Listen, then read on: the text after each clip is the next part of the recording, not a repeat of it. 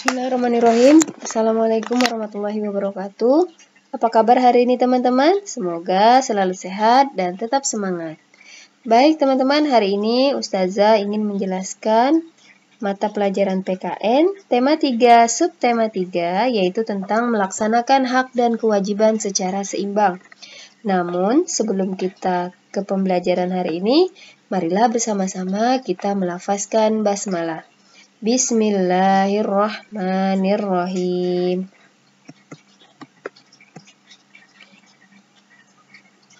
Pernahkah kamu mendengarkan radio? Pasti semuanya pernah mendengarkan radio ya, atau mungkin mendengarkan musik ya.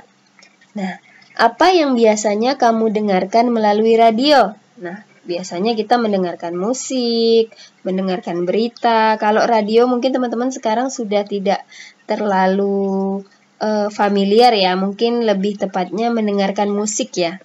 Nah, di sini Lani suka sekali mendengarkan berbagai lagu di stasiun radio. Ketika Lani mendengarkan radio di kamarnya, volume suara radio itu keras hingga adiknya yang sedang belajar merasa terganggu. Nah, menurutmu, apakah Lani sudah menggunakan hak dan kewajibannya secara seimbang? Jelaskan alasanmu. Nah, di sini sudah Ustazah tulis ya, bahwa di sini Lani ini belum menggunakan haknya dengan seimbang ya teman-teman ya. Mendengarkan musik, mendengarkan radio, mendengarkan televisi itu merupakan hak kita, hak setiap orang. Tapi kita juga harus menghormati hak orang lain. Nah, di sini Lani ya, meskipun Lani mempunyai hak mendengarkan radio, adik Lani juga mempunyai hak untuk belajar dengan nyaman. Nah, jadi di sini hak Lani dibatasi oleh hak orang lain, yaitu hak adiknya. Jadi ketika kita mempunyai hak, misalnya hak untuk mendengarkan musik, nah hak kita itu dibatasi oleh hak orang lain, yaitu hak orang lain apa? Hak orang lain adalah hak untuk hidup dengan tenang, tidak terganggu oleh suara-suara. Nah, jadi di sini dapat kita simpulkan bahwa hak kita ya, setiap orang itu memiliki hak, tapi hak kita dibatasi oleh hak orang lain. Nah, jadi dalam menggunakan hak kita harus bertanggung jawab. Kita harus memperhatikan hak-hak orang lain yang harus kita penuhi. Oke, seperti itu ya. Nah, simaklah cerita berikut. Nah, ini hampir sama ceritanya dengan cerita Lani tadi. Keluarga Siti mempunyai hak dan kewajiban di rumahnya. Siti mempunyai hak untuk mendapatkan kasih sayang dari orang tua, hak untuk menggunakan fasilitas yang ada di rumah. Contohnya, Siti mempunyai hak menyalakan televisi dengan volume yang keras. Adik Siti juga mempunyai hak untuk beristirahat dengan nyaman. Namun Siti menyalakan televisi dengan volume yang keras sehingga adik Siti terganggu tidurnya. Kegiatan yang dilakukan Siti itu tidak baik ya teman-teman ya. Karena di sini hak Siti itu dibatasi oleh hak orang lain, yaitu hak adiknya Siti. Jadi Siti harus menggunakan haknya dengan penuh tanggung jawab. Bagaimana cara menggunakan hak dengan penuh tanggung jawab? Yaitu dengan memperhatikan hak orang lain, dengan mempertimbangkan hak orang lain ya. Siti sebaiknya menyalakan televisi dengan volume yang kecil dan tidak mengganggu adiknya yang sedang tidur, sehingga semua orang dapat menerima hak masing-masing. Dengan demikian bahwa setiap anggota keluarga mempunyai kewajiban untuk menjaga kenyamanan di rumah. Seperti itu ya. Nah, sekarang coba teman-teman lihat gambar di sini. Kira-kira ini gambar apa ya? Ya, betul. Ini adalah gambar anak sekolah yang masih di bawah umur mengendarai kendaraan bermotor. Kira-kira boleh nggak ya? Nah, jadi untuk anak yang di bawah umur itu belum boleh ya mengendarai kendaraan bermotor, kecuali sepeda. Kalau sepeda kan bukan kendaraan bermotor, boleh ya. Nah, di sini anak sekolah yang masih duduk di bangku SD mengendarai sepeda motor bersama temannya yang tidak menggunakan helm. Anak tersebut belum melaksanakan kewajiban dengan tanggung jawab, yaitu yang pertama, mereka belum cukup umur untuk dapat mengendarai sepeda motor. Kemudian mereka tidak menggunakan helm. Jadi ini mereka tidak melaksanakan kewajibannya ya, kewajiban berkendara. Kemudian satu sepeda motor dinaiki 3 orang. Nah, ini adalah kewajiban yang dilanggar oleh anak ini. Hak anak untuk mengendarai sepeda motor belum didapatkan. Nah, jadi anak belum mempunyai hak untuk mengendarai sepeda motor karena salah satu persyaratan untuk boleh berkendara sepeda motor itu adalah berusia di atas 17 tahun. Mereka ini kan masih di bawah 17 tahun ya.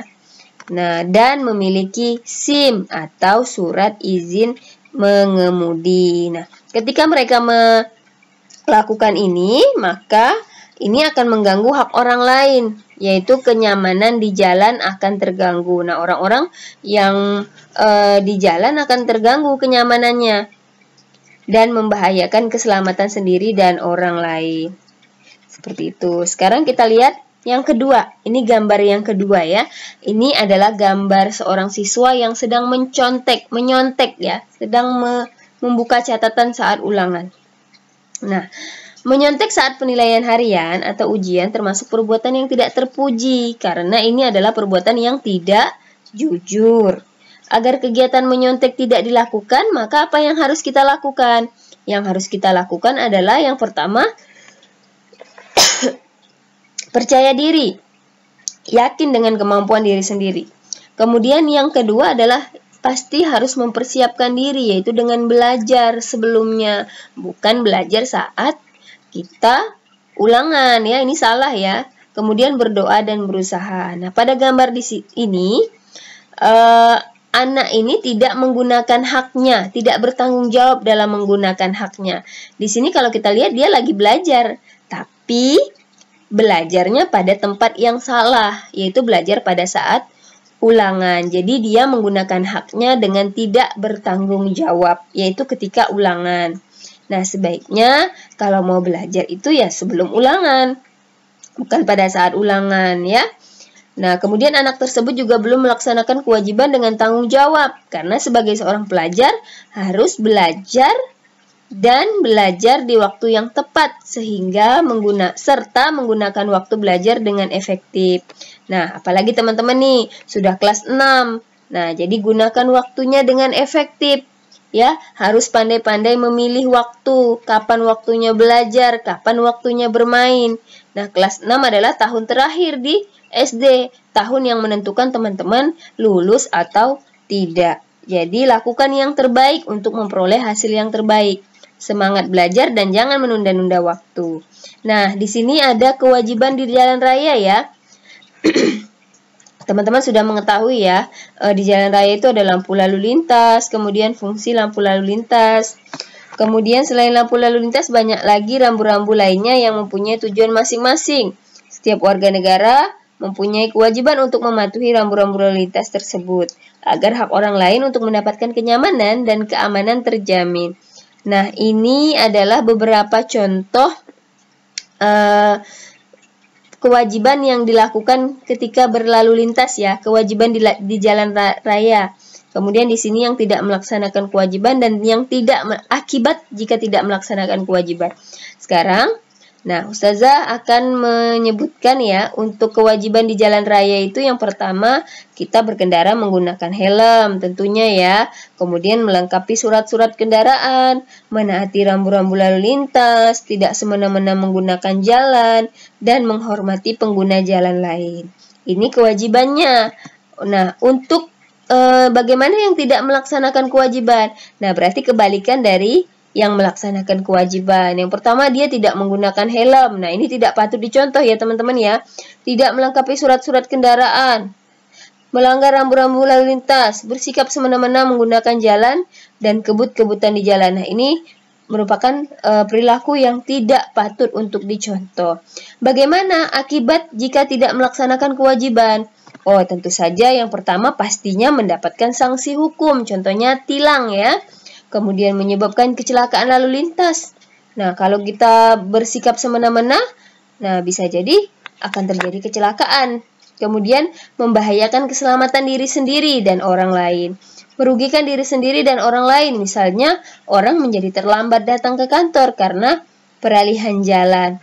dapat terjadi pertikaian antara sesama pengguna jalan. Seperti itu ya, ini adalah akibat tidak melaksanakan kewajiban.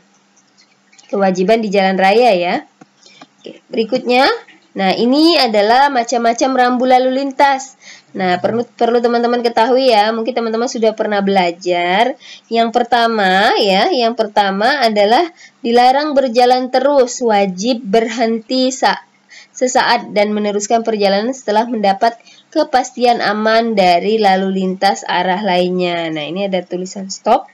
Kemudian yang kedua, dilarang berjalan terus apabila mengakibatkan rintangan, hambatan, gangguan bagi lalu lintas dari arah lain yang wajib didahulukan. Ini yang nomor 2 ya. Kalau nomor 3 ini dilarang berjalan terus pada persilangan-persilangan sebidang lintasan kereta api, jalur tunggal, wajib berhenti untuk mendapatkan kepastian aman. Kemudian nomor 4 ini larangan masuk bagi kendaraan bermotor. Yang nomor 5, rambu pendahulu untuk jurusan yang menyatakan lajur kiri yang harus dilewati untuk jurusan yang dituju. Nah, misalnya ini ke Cibitung ya. Berarti yang mau ke Cibitung silahkan silahkan mengambil arah kiri. Nomor 6 ini rumah sakit. Kemudian nomor 7, rambu petunjuk jurusan Dieng dengan jarak 10 km. Nah, baik teman-teman, insya Allah itu saja yang bisa Ustazah sampaikan hari ini. Semoga apa yang Ustazah sampaikan bisa bermanfaat ya. Semoga teman-teman semua dalam keadaan sehat dan semua dimudahkan dalam belajar. Semangat terus dalam belajar. Terima kasih. Kita akhiri dengan baca hamdalah. Alhamdulillahirabbil alamin. Wassalamualaikum warahmatullahi wabarakatuh.